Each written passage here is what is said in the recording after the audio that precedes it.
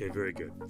All right, so my work is helping people name and notice what's simmering under the surface in their own life. If you've ever been in a room and you can just see someone's about to boil, and maybe they have an anger outburst. I was actually in a meeting yesterday where a guy just said, "I can feel myself getting angry, and here I go," and he just let it erupt.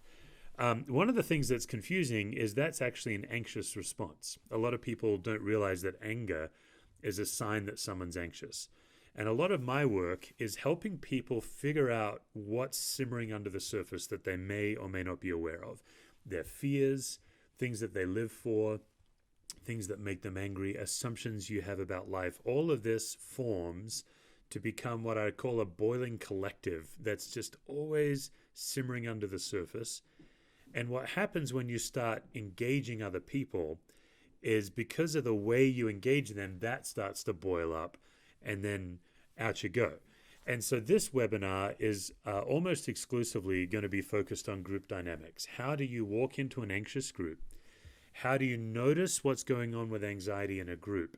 And then how do you actually go from being spun up to calm, from being like an anxious leader to a calm presence? And how do you actually help an entire group get calm? A lot of the material we cover, if you're a parent, it relates great to parenting as well.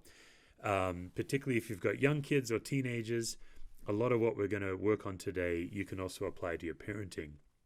But before we get into a group, it's really helpful just to start to notice when you yourself are anxious, because the basic bottom line is that your anxiety bleeds into others. And so some of you have done this work with me before. We're just going to move really quickly through this section. But the first step of noticing anxiety is paying attention to it in your body, is learning how to notice in your body when you are starting to become anxious. And typically, the way things begin is either in a spinning mind, a racing heart, or a tightening body. So no matter what the topic, even though we're really going to be spending, over an hour and a half in group anxiety, it's just helpful to get on the same page and begin to notice where you are anxious. So in my case, it's a spinning mind. The way I know I'm anxious is if I try to worry my way to peace, if I'm trying to think harder to get myself to relax. Even though that never works, years and years and years, that's how I know I'm anxious. If I go to bed and I'm thinking about it, and I wake up and I'm thinking about it. For others, it might be a racing heart. It might be that you feel like you've just drunk like 10 cups of caffeine and you're all jittery. And for others, it's a tightening body. It's either a sickening in your stomach, or it's oftentimes clenching in your shoulders or your neck. You're always feeling like you need a shoulder rub, something like that. And then, of course, for some people, unfortunately, it's all three. If I were to say, how do you know physiologically when you're anxious? You'd be saying it's all of them. So I'm just going to invite you right now just to put in the chat, where does anxiety begin for you? If you had to name a spinning mind, a racing heart, or a tightening body, or all three, where would you say it starts for you? And then I'll just call on you, and you're welcome to participate. I'll have you unmute or not. So let's just start in the chat here and see what we have to say. So step one in managing a group's anxiety is always managing your own anxiety. And we're just a couple of slides in where you'll suddenly realize why that is 50% of the battle.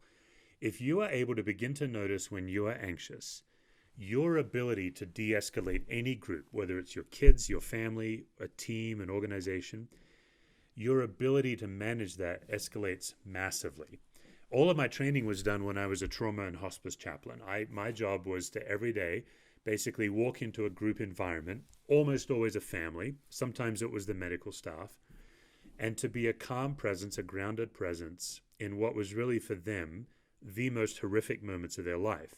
Sometimes I would be the one to share the news of the loss of a loved one. Sometimes I would be there when a doctor would share that news. But as you can imagine, that's what's known as acute anxiety. It's life and death anxiety.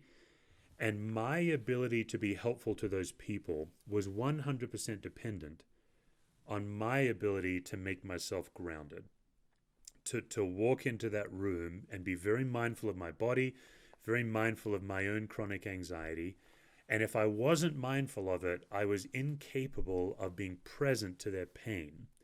Just one simple example, and I wrote about this in my book. I was 24 and a newlywed when I did this, and in the early days of the beeper going off for the emergency room, like an ambulance would drive up or the helicopter would fly in, and my job was to be there to meet with the family when their loved one is crashing through those double doors on the gurney.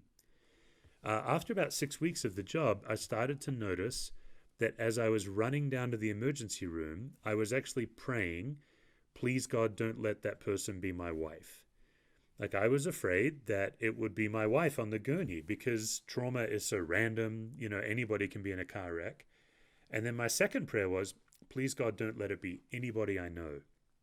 Now, I'd get down there, I'd see the patient on the gurney with their head taped to the gurney, their eyes big, they're wondering if they're going to live or die, like they are absolutely freaked out. I would see that I didn't recognize the person, and then I would say, thank you, God, that it's not my wife and it's not anyone I know. Now, that little set of prayers is completely human. I have no problem that I prayed that. If I was a chaplain today, I'd be praying that today. That's fine. But just the understanding that I cannot be fully present to this family if I'm busy celebrating that I'm not them.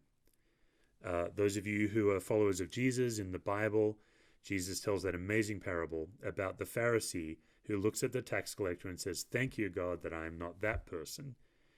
That you are unable to walk in as a fully present person when you are wrapped up in yourself. So, step number one is always paying attention to your own anxiety. Now, this is a lifelong journey. Over half of my book is on this, and really we're going to be moving through this to the next stage. But I am just going to invite you to the next level of that, and then we're going to get into group dynamics. The next level is that your chronic anxiety shows up after you don't get what you think you need in any given moment. Now, the examples I just shared is acute anxiety. When people are in life and death situations, that's what's clinically known as acute anxiety. Chronic anxiety is the garden variety anxiety that parents carry and that leaders carry, because it's not based on life and death. It's based on false belief. False beliefs. So we become chronically anxious when we don't get something that we believe we must have to be okay. So, for example, I believe that I must have people's approval in order for me to be okay. I believe that I always need to have the answer when somebody asks me a question or if somebody needs something fixed. Like in our family, anytime the internet goes out, even though there's 5 of us in our family, there's something weird in me that believes that I must stop what I'm doing and suddenly become the IT guy for the Cuss family. It's not logical, but it's true. And so when I don't get what I think I need, my body acts like I'm under threat. And so the reason that you start to learn where your body expresses anxiety is it becomes like a tornado siren. It becomes like an early detection system that you're operating out of a false need. So let's take the example of a parent where your kid is acting in a way that you did not raise them to act, or maybe they're acting in a way in public that's embarrassing you as a parent. Your next action is usually more to do with managing your own anxiety than actually parenting that child. Let's put you in a boardroom or an elder meeting or in a staff meeting, and maybe you're the leader, and somebody asks you a question and you don't know the answer. And now, because you don't know the answer and you have this belief that you need to always know the answer, you are now acting to manage your own anxiety rather than serving the person. Like if somebody ever asks me a question in a public setting, you might actually get to witness it today when we do Q&A. You might actually ask me a question, and I'll actually have to work hard for me to be able to say, I don't know the answer to that. I have to go through a couple of layers of false belief because there's something in me that needs to know. So the next layer we're gonna just jump on here, and I'm going to invite you to use the chat. Are you able in this moment to identify something you think you need that you don't really need in order to be okay. Like as a parent, I believe I need my kids to respect me at all times. Even though when they disrespect me, I'm fine. I'm alive and I'm thriving as a human.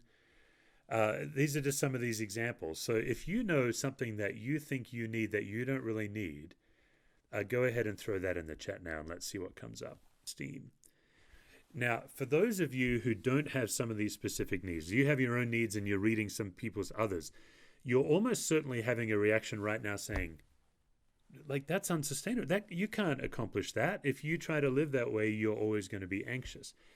This is why leaders and parents are always chronically anxious, is because we're constantly trying to get something we simply can never have. And this is where we're going to start moving our attention to our team, because just like you carry a bucket of chronic anxiety, so does every single member of your team. And anytime anyone in your team does not get what they think they need at any given moment, their bucket of anxiety becomes a volcano and they erupt. Now, some people erupt by getting very quiet and they just stop speaking. Some people erupt by getting angry. Some people, like for me, I tend to be pretty verbal, so I'll just start talking. If I'm getting anxious, let me talk my way to a solution. We all show our anxiety in different ways. But what you can learn to look for as a leader is the spread of anxiety in a group. Anxiety in a group is always contagious. And the most anxious person in the room is usually the most powerful, particularly in a church. So this is the rule number one as we start to move into group dynamics, is anxiety is contagious in a group. Now, you already know this is true. Maybe you already knew this, maybe you've never heard it said this way. But even now, you can start to think of any group of people, group of friends, your family, church, staff, and you can actually watch the anxiety from one member spread to the others. And what you're going to start doing now in your leadership is you're going to start to dial into how each individual expresses when they're anxious. I was in a meeting yesterday where one leader expressed their anxiety in anger, and then I watched another person express their anxiety by shrinking themselves down. And then a third person just got really quiet. Now, as we go through this, I'll be actually teaching you how you lead people in all their unique situations. It's not as complex as maybe you're thinking right now. You can actually start to learn to do this intuitively. But if your job as the leader is to de-escalate anxiety, one tool that's really helpful is to start to notice anxiety spreading. So I noticed the anger, and then I noticed the quiet, the person shrinking themselves, and I noticed the person quiet, and that's when I knew, okay, it's time for me to step into this anxiety and try to right-size everything. So the question I'm going to invite us to talk about, and we won't be doing this in the chat, I'm actually going to invite you to unmute. Where have you noticed anxiety be contagious in a group? Where have you noticed anxiety be contagious in a group? I'll throw this in the chat for us. Now, if you have a story, just you can wave and I'll call on you. And all you have to do is tell us, okay, here's the situation that happened. Here's the last time I noticed anxiety be contagious in a group. Does anyone have an example you'd be willing to share? All right, let's start looking at how to notice anxiety in a group. I'll see if I can get this. Oh, that wasn't good. You guys went away. Okay, there we go. What happens is we pay attention to content, what is being said, but we're emotionally reactive to process how people are relating. But people in the room are reacting to the process. So whatever step we're at here, is you guys learning to pay as much attention to the way people relate as to what is being said. What tends to happen is we get so hung up on the agenda. We get so hung up on making sure that we're getting through what we need to talk about, that as leaders, we don't put enough attention into the way we're relating. But the game in group anxiety is all about process and not as much about content. So here's what I love about this is all of you already intuitively know this. Everything I'm about to teach, it's not that you're learning it, it's that I'm just naming what you already know and feel, and hopefully giving you ways to now do something about it. But the next step is to learn how to map out the predictable process among any group of people. So I'll pop this in the chat for us as well. This is kind of the next step. So if you're starting to learn to notice process as much as content, the way to practice, that you guys are going to practice right now, is think about any group of people, your staff, family, and try to think about what are the predictable, repeatable patterns between any two or any group of people. Ryan, let's use you as an example. You can pass or play on this. Let me give you a scenario, and then if you'd unmute and tell me if this is accurate. In your staff, it's always the same person who speaks up first. It's always the same people who never speak unless they're spoken to. It's always the same group of people that have a meeting after the meeting. Feel free to correct that, or what's your reaction to that? Yeah. So I'm going to invite everybody just to think about like the last family get-together you had, the last staff meeting you had. Are you able to name for the rest of us in the group, oh, here's a predictable recurring pattern. So like in my family, the Wi-Fi goes down, we ask Dad to fix it. That's just a predictable recurring pattern. The next time the Wi-Fi goes down, if we asked my 17-year-old son to fix it, the whole family would be like, that's not the rules. What happens is every group of people over time form a set of secret unspoken agreements. And your ability as a group, this is not for you to wield against your group. This might be for your group to all figure out together. I'm not giving you information that you can come back to your group and say, aha, now I've got the secret. You might say to your group next time, what are things that we've all secretly agreed to that we've never discussed? And some of them are funny, and they're not all toxic. Like some of the secret agreements you have as a family, for example, is what makes your intimacy strong, what makes you bond. So these patterns, I'm not only talking about toxic negative ones, it's just that normally most organizations are only interested in repairing the toxic ones. But you could also actually pay attention to the positive ones. So for example, in our staff, I've got a staff of about 33 people. We value playfulness in our staff meetings. I use playfulness, laughter, and prize giving as intentional techniques to elevate the levity, because our ministry, particularly in COVID, ministry has gotten really hard. And so I'll give away a goofy prize, like I'll give away a pillowcase where Nicolas Cage is naked from the chest up. Until you've seen it, you haven't experienced life. Until you've laid your weary head on Nicolas Cage's chest hair, you have not lived as a human being. I'll just leave that with you. And so we'll give away prizes. Sometimes we'll give away a gift card or something like that. But this would be a recurring pattern if somebody would come into our staff that's positive, that bonds us together, generates laughter. In the same way, it's your group of friends, your family, your organization. You also have these recurring secret agreements that are negative. Maybe it's that this particular staff member always erupts and we get quiet, something like that.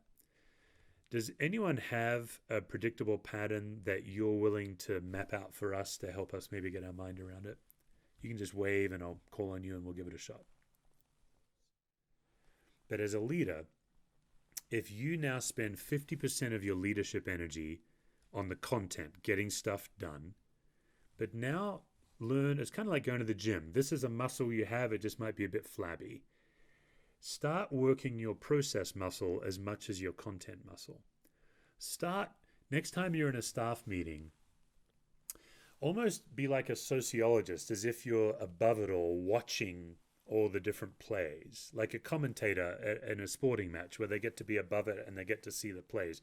You're both on the court or on the field, but you're also above it at the same time, almost like a out-of-body experience. I'm making it sound freakier than it really is, but you'll be shocked to notice, holy smokes, like we have these predictable patterns.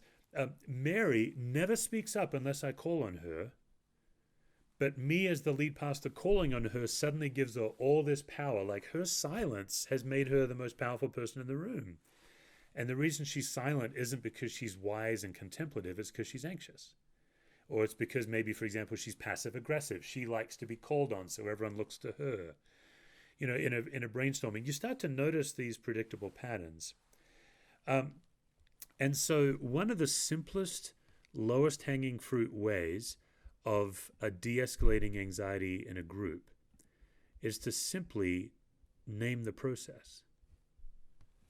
That's it. Just name the process to the group. If you can say to the group, here's what I think is going on, you can lower the anxiety in the group. I'll pop this in the chat for us.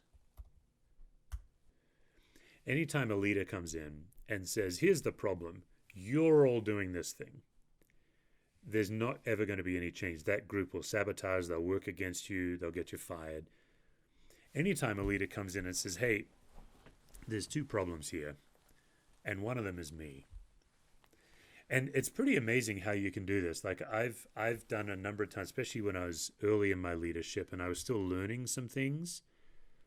I would change the way I lead people based on what I learned, which was unfair on them because I'd let them get away with terrible behavior for sometimes 3 years, for example.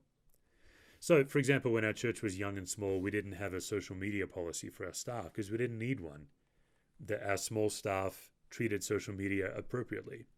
But then we hired a couple of people that used to enjoy inflaming people and then bullying them on social media, a clear violation of my personal values.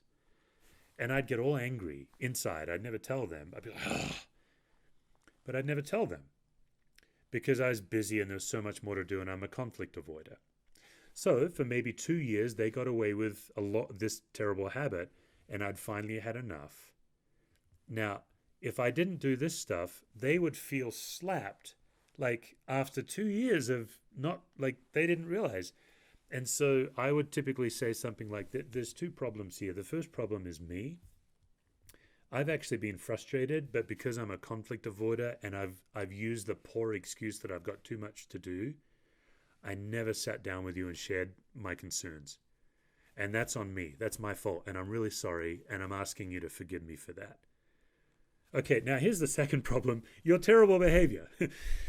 And so I've even said to people, moving forward, you're going to feel a different response from me than you felt before. And if you're feeling whiplash, that's my fault. But I can't let you get away with it anymore.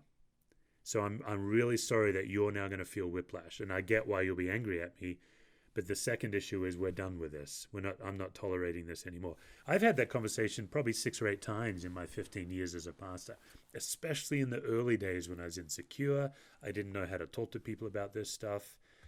And so just that's another way of saying, look at how you're complicit and you'll be blown away in any group situation, how complicit you are as the leader. Every system is generating exactly what you as the leader have designed it to generate. So if you are frustrated at people's behavior, the most powerful change is figuring out what are you doing that is generating that behavior in other people. Now, before we go on, let me just pause and see if we have any questions on that or any feedback you want to give on that, and then we'll kind of move into the next segment. Great. There'll be time. We'll have 2 or 3 other sessions of questions, so we'll keep moving here. A couple of gut checks when you do this. You're noticing the recurring dynamic. Then you're mapping out the dynamic. Sometimes you actually write it down. Then you're figuring out, what am I doing? What's my part of this? Right? This is where we've gotten so far. Now we're going to build onto that. Is the person I'm anxious about moving toward me? In other words, the person that's causing the trouble, do they even respect my leadership enough to be motivated to change? I got a couple of quotes coming up, but a lot of this is born out of a theory called family systems theory, and some of you may be familiar with Edwin Friedman. Friedman says, you cannot lead somebody who is not moving toward you. The most extreme example of this is you can't fire somebody and then try to care for them after you've fired them. Hey, if you need to talk about how hard that was, I'm here. That's because they're no longer moving toward you. There are some people in your organization that for any number of reasons, they're simply not moving toward you. And if you find yourself chasing them, that's now part of the problem. That's now the dynamic that you map out. The dynamic is you don't care what I think, and I'm working too hard to get you to care what I think. That now becomes the conversation. A related question, is somebody over-functioning and somebody under-functioning in the dynamic? This is a conversation I've had, and again, I tend to be an over-functioner. I tend to kind of need everybody to be okay with me and everybody to be okay with each other in order for me to not be anxious, and this is a lifelong battle for me. And so sometimes when I'm having these conversations with people and I'm letting them know my own complicity, in fact, I had this conversation with a key staff member this year. I said, there's two problems. You're dropping balls and I'm picking them up for you and covering for you. Like I'm the problem because I'm not letting you drop a ball and take responsibility. And then the other problem is I'm getting frustrated at you for this. But I'm not sharing my frustration with you. I'm carrying the ball that you dropped and I'm getting it done, and then I'm covering for you for your team because I don't want you to look bad in front of people, and then I'm quietly frustrated. It took me quite a bit of time to be able to share that with a person, but it's because I was over-functioning and this person was under-functioning. Quite often, what will generate anxiety in you as a leader or a parent, like even in parenting, it's as simple as, am I going to pick up after him again? Or am I going to remind him that he has to pick up after himself? Or am I going to put, I've actually done this, I'm not always proud of this, those little scraps and stuff, am I just going to put him in his bed? So next time he goes to bed, there's crumbs and a dish, and like, am I going to use a playful response?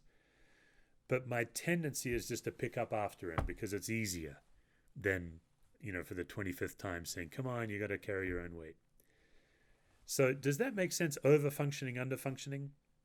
I'm going to invite you in the chat just to put, what is your tendency as a leader or a parent? Do you tend to over-function or under-function? Now, an over-functioner tends to take up all the slack and carry more than they should. The under-functioner tends to struggle and then feel shame when the other person is doing too much. It's not that the over-functioner is the better person. It's just two different ways of exhibiting anxiety. Yeah, so what would you say you are as an over-functioner or an under-functioner? Good. Yeah, great example. Yeah, so one of the things that you guys can start to do if we're all like in the Over-Functioners Anonymous group here, as you're starting to notice process versus content, one of the things you can pay attention is to when you jump in and save the day. That's part of the process that you're going to start to stop.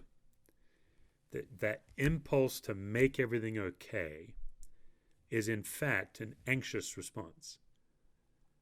And it has to take a bit of imagination, like in the family, what happens if they leave their lunch at home? Will they actually die that day? And you have to learn to stop saying, I told you so, because it's not helpful. Also in your organization, if that person actually drops a ball, what's it like for the ball to stay dropped and for you to leave it dropped? Like what's going to happen? You have to go down that road in order to be willing to stop over-functioning. But for now, what you can do is as you start to name the dynamic is you can start to notice all the times you're jumping in and saving the day. Pretty much every leader, like 98% of all leaders I coach are chronic over-functioners. This is why we get worn out, burned out. This is why we get frustrated with our staff. And the problem is we don't know how to put the anxiety where it belongs. And this is now where we're going to start moving our webinar, is once you've mapped out the dynamic, once you've noticed your complicity, what you're doing to make it worse or keep it stuck, once you've noticed your overfunctioning, you're going to start to use various tools to put the anxiety right back where it belongs, which is on the person generating it, and help them manage their anxiety instead of you absorbing it. This takes time. It takes practice. You're going to get it wrong. And that's why I just gave this little gut check of like, if this person isn't moving toward you, then there's not much point continuing to work. In one of my churches I used to lead, I inherited a staff, and I had a chronic, highly introverted, artistic worship leader, and things were going badly. He wasn't able to build a team. People didn't get along with him. And I'd meet with him, more insight from me, more coaching from me. It wouldn't work. And I finally sat him down one day, and I'd been there maybe 9 months, and he'd been there a few years. And I said, hey, it's not looking good. I don't think you're going to make it. And he said to me, well, you know, I've got longevity. I've got seniority over you around here. I've been here longer. I was the lead pastor. And I remember saying to him, if that's really what you believe, then I'm really sorry for what's about to happen. You're about to be in for the surprise of your life. If you think that because you've been here longer than I, that I'm not the boss. And in case you're wondering, I'm not one of those leaders that reminds people I'm the boss. I think if you have to remind people, then you're not the boss. Like, if you can't lead out of who you are, then no one's going to follow you. But that was just evidence like, oh, he's not moving toward me. Like, he doesn't care what I think. And that's why all of my insight and all of my meetings and all of the overfunctioning I was doing to try to make him a successful pastor was not working. It's crazy how much work you'll do trying to help people do the right thing. So just a couple of quotes here, and again, these will be emailed to you. Edwin Friedman, if you've never read him, all his books are amazing. The colossal misunderstanding of our time is that insight works with someone who is unmotivated to change. Insight works, that's a sign that you're overfunctioning. If someone doesn't want to change, it's the old social, you probably heard the old social worker joke, right? How many social workers does it take to change a light bulb? One, but the light bulb has to want to be changed. It's a dumb joke, it's an old joke. I personally love that joke. But for overfunctioners, you can stop. Once you've mapped out the process, once you've seen your complicity, once you've started to notice, am I overfunctioning again? The next question is the underfunctioner actually interested in changing? And if they don't want to change, there is nothing you can do to make them different except continue to make them more and more and more uncomfortable in their system, in your system, until they leave or you make them leave. Or oftentimes, like in a family, you don't have that luxury. You don't get to choose your family. You operate with boundaries, like the old Cloud and Townsend boundaries, to where they're no longer having that impact on you that they used to have. The colossal misunderstanding of our time is that insight works with someone who's unmotivated to change. And then Maya Angelou, when someone shows you who they are, believe them the first time. People know themselves much better than you do. That's why it's important to stop expecting them to be something other than who they are. How many of you in running an organization keeps believing the best in somebody, but they're toxic, or they just underperform, or they don't care? And what happens next is you give them another book to read. You have one more lunch with them to try to get them to do the right thing. But they're showing you who they are. And the problem isn't them, it's you. The problem is you believe they can be different. You believe that your effort will make them a different human being. And so this is just kind of a gut check moment, that if you're doing this group work, just to get real clear once you name the dynamic on what's going on here. So let me just pause and see if anyone has an example of this that's coming to mind. Like if you're thinking of someone right now, of course you don't have to name them, but just give us an example of where you saw this play out. Good. Yeah, good. I live in Denver. I'm a big Denver Nuggets fan. I love Jamal Murray and Jokic. And last night they just scraped through to the next round. But Charles Barkley, he's a TNT commentator. And as Denver was throwing away these playoffs before we redeemed ourselves, Barkley kept saying it's a problem when a team in the playoffs needs to be motivated to try by the coach. That was his critique of the Nuggets, because Coach Mick Malone was in press conference saying, "I'm just telling the guys you gotta want it." And Barkley's like, "Man, if you have to be told you gotta want it in the playoffs, it, nothing a coach can do." That's an example of, a coach should be saying to the players, "There's nothing I can say to make you win this game, because if you don't want it, I can't make you.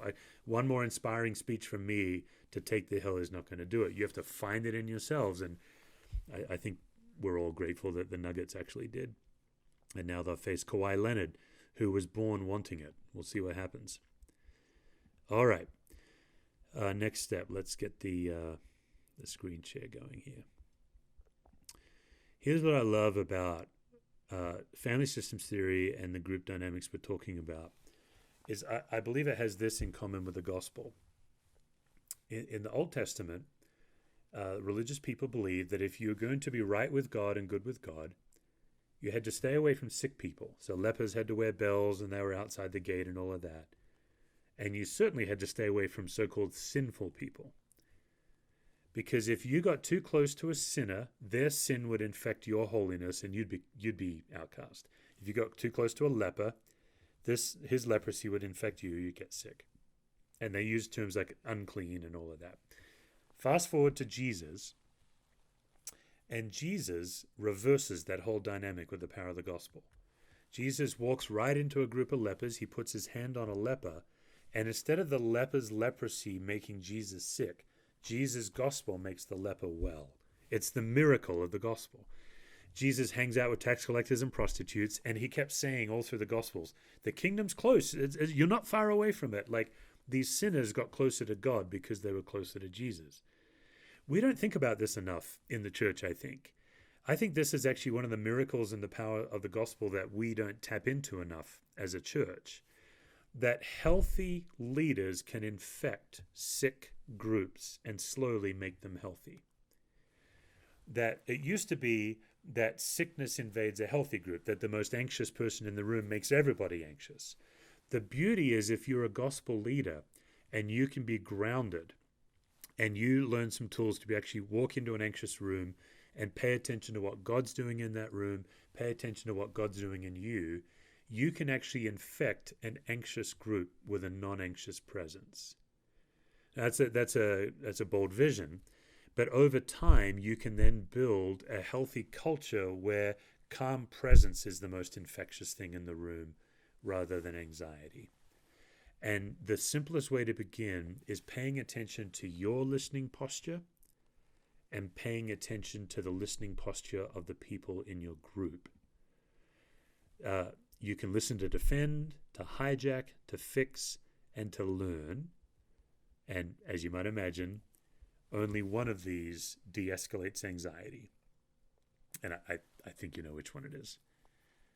So the next time you notice that you're getting anxious in a group, the next time you notice the group getting anxious, one of the tools in your tool belt is, I wonder what listening posture everybody has. And all you have to do is, as people are getting anxious, because now what we're going to do is start to move to, okay, what tools can you use to de-escalate?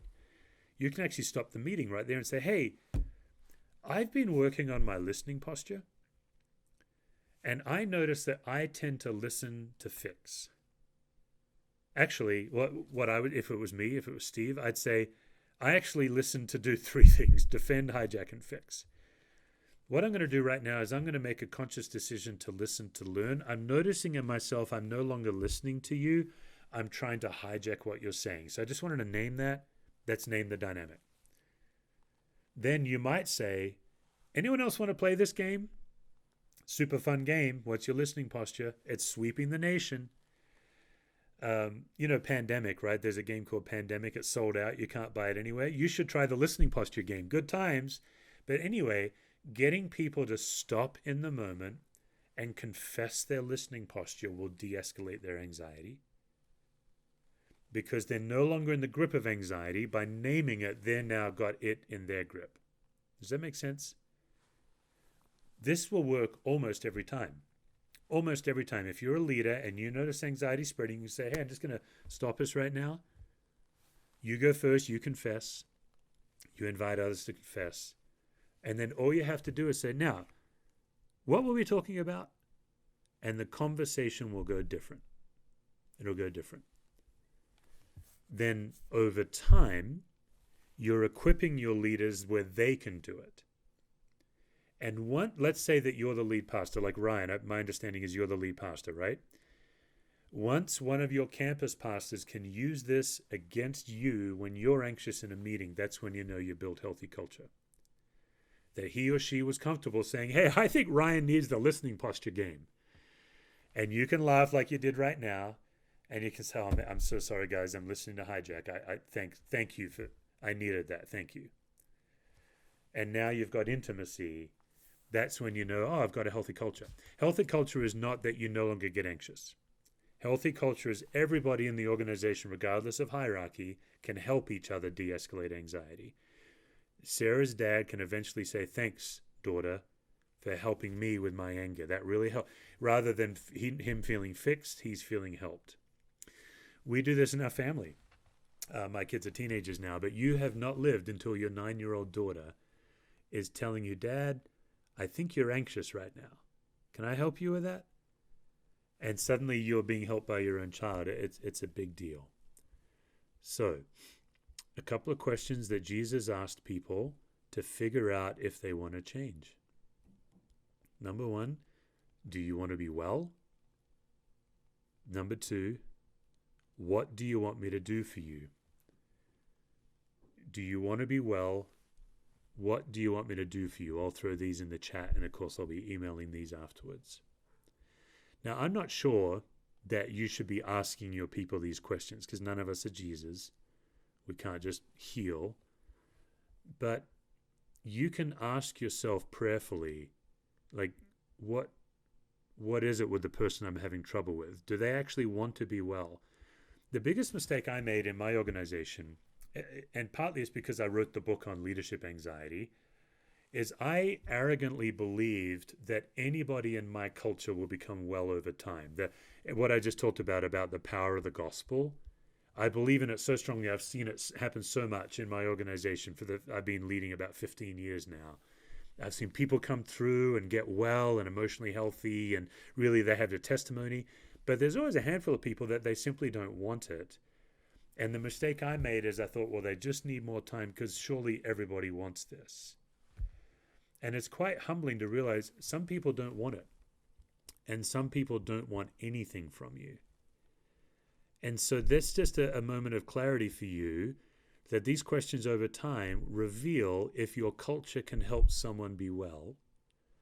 And the evidence is always the way they respond to feedback. When one of my team members comes to me and says, hey, Steve, you know how you often say things you don't mean, like you're that entrepreneurial, you've got a lot of ideas, and you know how sometimes it sounds like you want us to do an idea, but you're just spitballing? Hey, one of my team just spent 4 hours trying to implement that thing, but you don't even care about it. When I hear that, I'm mortified, like I'm, the biblical term, I'm cut to the heart. I'm like, oh gosh, I did it again. I'm so sorry. I don't want to be the kind of leader that because I tend to I'm a verbal processor. I need to, the way I lead is I need to say 100 ideas to try to find the 15 of the 100 that are good. My idea ratio is pretty bad. About 85 bad ideas, 15 good. And then out of the 15, about 5 or 6 we're actually going to do. But because I'm I'm a rigid communicator, my younger staff, they think that I mean all 15 of them. But my veteran staff, they know I'm just spitballing. So my veteran staff, they don't pull out their notebook until deep into the process. They've learned. But here's what I've also done is I've developed a culture where my veteran staff can say in the whole room, Steve, I think it would help our younger staff and our interns if you tell us how much you care about this right now. That's naming the process. And I'm saying, listen, guys, I'm just talking to figure out if I even care about it at all. I'll let you know if we're going to do this. So the evidence that somebody wants to be well is when you show them the impact of their behavior on others. You show them how they've violated your agreed upon values, and they move toward it or they move away from it. That's really how you're going to know if the person in your organization is going to grow old or not. To talk about. Great. All right, let's keep rolling. So, about 20 minutes left. I'll be able to go to about 11:40 if you guys want to stick a little longer. We're now going to pivot, and then we'll come back to where we were. And this is like, I think it's a dozen. Let me just count these real quick. I should have counted these before I got on camera. 1, 2, 3, 4, 5, 6, 7, 8. 8 sources of anxiety that if you're in one of these sources, you will be anxious. It has nothing to do with your false belief, chronic anxiety. It's just that the environment that you're in is generating the anxiety. I found it incredibly helpful to coach leaders to try to look for these 8. That way, if you can notice you're in it, just noticing it helps you get out of it. So we're going to move in about 10 minutes through these 8. Be pretty quick. Here's the first 2. Cognitive dissonance and a mixed message. These are related. Anytime you're in a meeting with someone and there's the same objective set of facts, but the way you look at those facts and the way that person looks at those facts is radically different. Once again, also known as Facebook. Same set of objective data. Let's take COVID and mask wearing. And the people that say we should be very careful, and then the people that say it's all a giant hoax. Same set of facts, radically different interpretation of the same objective facts. Whenever that happens, you're in cognitive dissonance because you think that that person's going to see it the way you do, or at least in the same universe as you do. You don't need them to be like a robot and think the way you do. You just need them to understand the way you see it and have some kind of connection. But there are simply some people that simply will never see things the way you do. And worse yet, they'll see them opposite to you. One example was when we had the people who had a trauma background, and the staff were saying, I always feel bullied by this person. But the person was saying, I'm a victim of everybody. That's cognitive dissonance. Like, who's telling the truth? What is it? And when you're a leader and you're an overfunctioner, you tend to try to worry your way around to their way of seeing it. You say, if I just think harder about it, maybe I'll see it from their way. Or if you're an overfunctioner, you have more meetings to try to understand each other more. Cognitive dissonance is probably the number one source of anxiety in relationships because you can't worry your way around to their way and you can't reason with them around to common agreement. You're just stuck. This is why about 50% of the United States is Republican and about 50% is Democrat. Same set of facts, radically opposite visions of how to address the problems. And this is why politics just gets over time more and more heated, is because this entire nation is in cognitive dissonance with each other. I'm sorry to tell you, I don't really have a magic solution through it, except to stop trying to reason and stop trying to worry your way to their way of thinking about it. And where this is absolutely the worst is if you have to let a staff member go and they never come around to seeing what they've done. They just leave angry and blaming, and everybody, and especially if the majority of the people see things the way you do, the temptation then to gang up on them is really strong. And if they're attacking you, even more so. The second source of anxiety is a mixed message. That is anytime somebody sends 2 opposite messages and it puts you in cognitive dissonance. So passive-aggressive behavior is always a mixed message. And sarcasm is always a mixed message. Now, some sarcasm is just fun banter between friends, but sarcasm always has an edge and a laugh, like a knife and a laugh at the same time. And it can put you on the back foot because you're not sure which message to receive. In the book, I wrote about where I learned about mixed messages. I wrote about Bobby Kennedy and John F. Kennedy and the Cuban Missile Crisis, the 13-day missile crisis. It's the most famous mixed message ever recorded in history. It is amazing. 13 days, America and Russia are this standoff about getting nuclear missiles into Cuba. And if they go nuclear in Cuba, then about 1/3 of America is under threat of nuclear attack. And so they're using back channels with Khrushchev. Khrushchev's playing games. The year before, he'd given Jackie Kennedy a puppy as a gift. Khrushchev was quite a remarkable leader in some ways. And so it's not working. They're doing military blockades. It's not working. If you want to watch it in movie form, there's a movie called 13 Days with Kevin Costner. And this incident I'm about to tell you about is acted in the movie. So on the evening of day 12, Khrushchev sends a telex to the White House. And he says, okay, we're going to pull our nuclear missiles out of Cuba. It's okay. We'll agree to your terms. We're pulling out. We're all good. Peace. And literally for the first time in 12 days, the Kennedys and all their advisors went to bed no longer afraid they wouldn't wake up the next morning. Like for a few nights, they thought they were going to be bombed overnight. They're coming to work the next morning, and there's a telex from Khrushchev. And the second telex says, we're moving forward with our nuclear weapons. So John F. Kennedy, the president, Bobby, his chief advisor, his chief of staff, his military, they've all got these two mixed messages. What are we going to do? And Bobby Kennedy, stunningly, suggests to his brother, he says, well, let's just pretend we didn't get this morning's message. Let's just act as if we only got last night's message. And let's see what happens. And the movie portrays it beautifully, that what actually happened in the Oval Office is the military generals, what do you think we're in, like grade 4? You can't just pretend. Like this is like Cold War, But it worked. Kennedy sent a telex back to Khrushchev thanking him for agreeing to pull the missiles out. And the reason it worked is the lesson. This now became a study in communications. That's where I learned about it. When you accept the preferred message and you reject the message you don't want, you're putting the anxiety back where it belongs, on the sender of the mixed messages. Now, if you've ever had a relationship with a narcissist or a psychopath, they intentionally use mixed messages to drive you crazy, to send you crazy. I used to work for a guy. He was a narcissist. He was clinically a narcissist. He would paint you a clear target, and when you hit it, he would punish you for succeeding. That's how to drive a person crazy. And narcissists and psychopaths intentionally use these forms of anxiety to keep you off kilter. Most healthy people don't realize they're doing it. Healthy people just do it and they're not aware of it. But it's unbelievable that the reason we're here today, the reason Russia didn't bomb the United States, is because Bobby Kennedy just pretended like the second telex never arrived.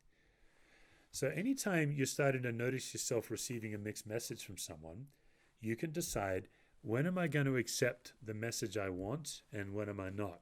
And so oftentimes in my life, I have received very passive-aggressive criticism that looks like a compliment but feels like a criticism. And what I used to do, because I was always afraid of showing vulnerability, is I used to just accept the compliment and then kind of on my own manage the pain that I felt. But then I thought, I'm going to try something. And so the next time I received a compliment that had a knife attached, I chose to accept the knife and reject the compliment.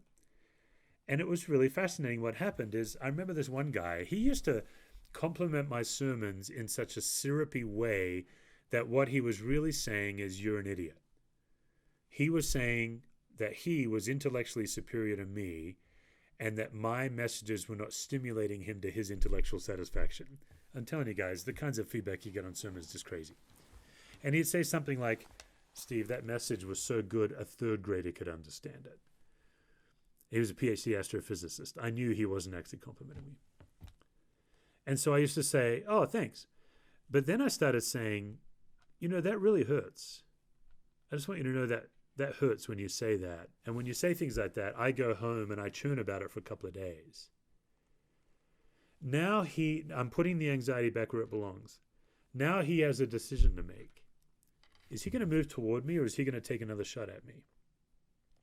Anytime you lead change, you name the dynamic, you're going to get sabotaged. He sabotaged. He doubled down on me. He says, "What, are you weak or something?" And I said, "That's right, I am. I'm weak. I take things personally. I'm thin-skinned. I'm a pretty sensitive guy. That's why I'm telling you that it hurts, because I just figured you must not be aware that when you make these kinds of comments, I stew on them, and it's hard." And he's never done it since, and we've actually gotten closer. Now, it takes a lot of nimbleness to notice in the moment and practice and try it. But because he's a decent human being, he actually just, no one's ever talked to him that way before about his dripping sarcasm. When his wife talks to him about it, he just blows her off because she's his wife. And in various forms, I've said to him before, no wonder your wife struggles to live with you. I can imagine you'd be no picnic with these sharp edges that you constantly. Like, I'm the first person to really say to him, I wonder if you'd be willing to reflect on the way you communicate, because it does damage.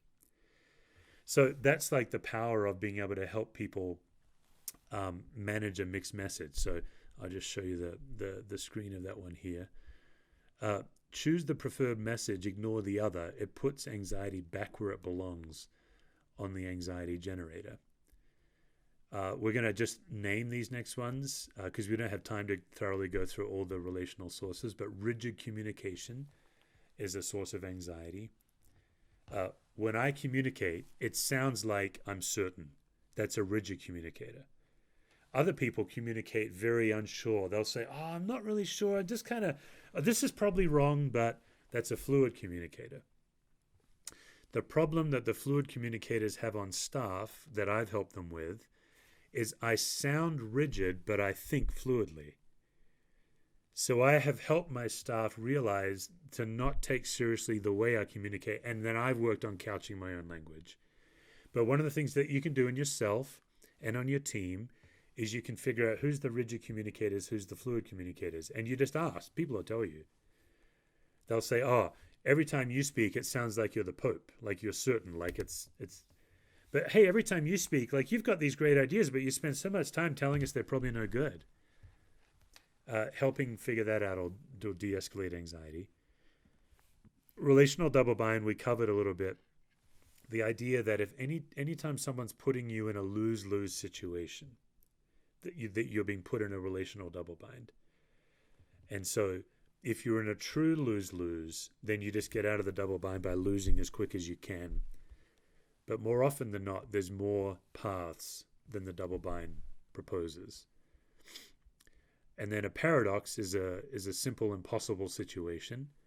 Most church leaders I know are in a paradox right now with COVID. Should we meet? Should we not? How many people? Should we break the law? Should we honor the law? It's an impossible situation. Nobody knows. Triangulation is anytime there's 3 people in a relationship, there should only be 2 people in. So gossip is always triangulation. Talking behind someone's back. One of the values we have is our overt value as a staff is we talk to each other before we talk about each other. It's just a simple value we have. If you're talking about a staff member to me, I'm going to say, "Have you already talked to them? Go talk to them first, and then let's talk." Because that's triangulation. If you're in a triangulated relationship, you're always going to be anxious. Leadership landmine. By the way, I know I'm racing through these. I flesh all of these out in my book in great detail. That's why I'm moving so fast here. Leadership landmine is anytime you are leading change and you didn't realize the group is so attached to the way things are. It's often known in a church as a sacred cow. You did a sacred cow. The reason I call it a leadership landmine is it's like you stepped on a landmine you didn't know was there, and everybody gets blown up, including you.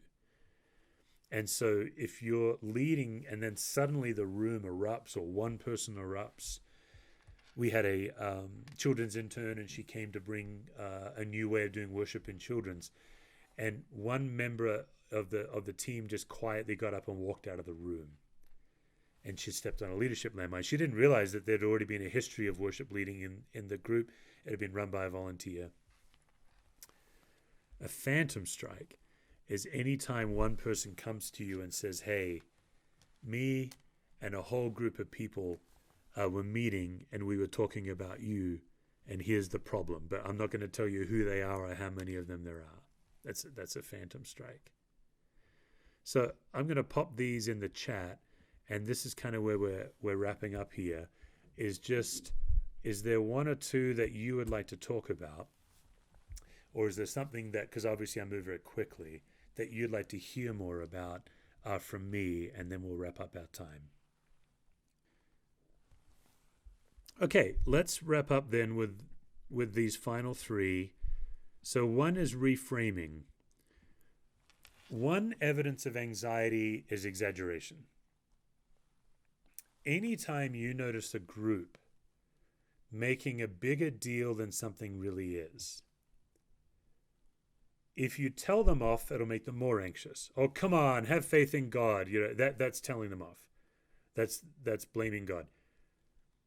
But if you right-size the situation for them, the last time I did this was yesterday. We've never been a church that does video church. We've always been in person. Now we're learning how to do live streaming. It's going to cost us money.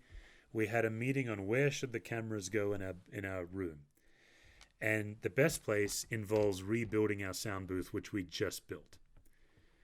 So we've got this excellent project manager and this operations guy that put all this time, volunteer time, into building this booth. They don't want to move it. Long story short, it was becoming a bigger deal than it really was, because everyone was bringing their own anxiety to bear on the question, and it was my job as the leader to reframe.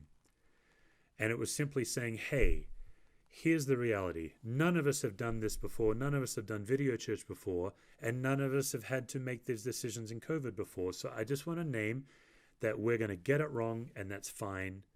And you all know that I'm the mistake maker in chief. So you won't make more mistakes around here than I do. That's reframing. In other words, this decision isn't as big as we're making it. The second way of reframing is we're not going to get this decision exactly right. And then I reframed how to do our booth in a way that we weren't as locked into getting it perfectly right. So reframing isn't saying what's the big deal.